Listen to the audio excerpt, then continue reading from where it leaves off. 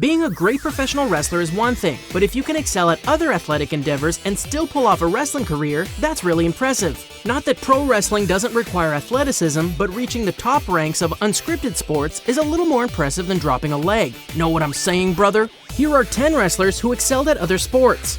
Kurt Angle. Well, you had to see this one coming. The only Olympic gold medalist in WWE history, Kurt Angle's athleticism is leagues above 99% of professional wrestlers in history, and he has the hardware to prove it. At the '96 Summer Olympics, Angle won gold for the USA in the 90 to 100 kg class by defeating Iranian Abbas Jadidi. Oh, and did we mention that he wrestled all 5 of his Olympic matches with a broken neck? It's true, it's true.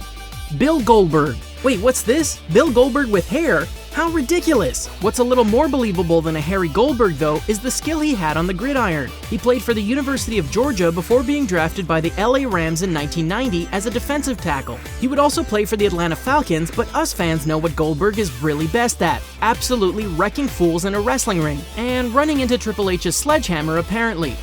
The Rock. Could you imagine if The Rock's personality would have been hidden under the team sport of football? The Sportster says the People's Champ doesn't need a damn team. The Rock is a one-man army.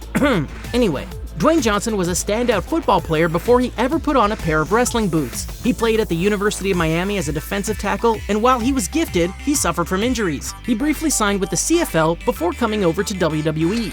Vader. Big Van Vader, the Mastodon, call him whatever you want as a wrestler, but Leon White was a great football player before he became a great wrestler. The mammoth of a man played offensive center during his years at the University of Colorado, where he became a 2-time All-American. In 1978, he was drafted by the Los Angeles Rams, and while his career was injury-riddled, he did play in Super Bowl 14. Bobby Lashley. There's a reason why Bobby Lashley was dubbed Black Lesnar by wrestling fans when he debuted for the WWE in 2005. And no, it wasn't because of an interest in hunting. Before he stepped foot in a pro wrestling ring, Lashley was a highly accomplished collegiate wrestler from Missouri Valley College. He became a 4-time All-American and was set to try out for the 2004 Olympic team when a knee injury dashed his dreams. Lashley also competes in MMA, where he has amassed a record of 12-2. More wins than Lesnar, just saying. Ken Shamrock. The world's most dangerous man might be a little bit of a stretch, but Ken Shamrock was certainly a guy you didn't want to cross. Shamrock is considered to be one of the founding fathers of MMA. His feuds with Royce Gracie, Dan Severn, and his killer submissions brought tons of eyes to the budding sport that would become a phenomenon. He was the UFC's first super fight champion, and if you avoid his fights from this decade, you're good to go. Beth Phoenix. Beth Phoenix was an anomaly when she debuted for the WWE in 2006. While most women hired by the company during this time were hired exclusively for their looks, Phoenix broke into the company with an actual amateur wrestling pedigree. Phoenix was the first female varsity wrestler in her high school's history and was a member of USA Wrestling, the official partner of the US Olympic team. In an era filled with models that possessed little ability, praise the Glamazon for breaking the mold. Steve McMichael. All the other wrestlers on this list were successful at wrestling along with another sport. This isn't the case with Steve Mongo McMichael. Let's start with the good. McMichael was a great football player. He was so good as a defensive tackle for the Chicago Bears that he would help lead them to a crushing 46-10 victory at Super Bowl 20. Now, the bad. He was a horrendous commentator in WCW and an equally bad wrestler. At least he has a Super Bowl ring to fall back on. Brock Lesnar.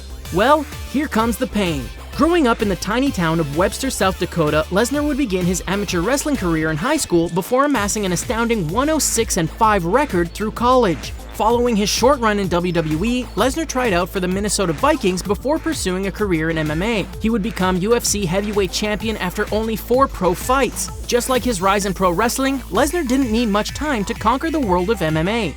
Ron Simmons. Ron Simmons wears a different hat depending on what your point of reference is. You can either know him as one half of the APA, the Damn Guy, or you can know him as a celebrated college football player. Simmons played for the Florida State Seminoles from 1977 to 1980 and is considered one of the best players to come from the school. He was a 2-time consensus All-American and got inducted into the College Football Hall of Fame in 2008. Only one word to describe that career: damn! And that's it for our list. Did we miss out any incredible athletes? Let us know in the comments section below, and don't forget to like the video, share it, and subscribe to The Sportster for more great content. Until next time.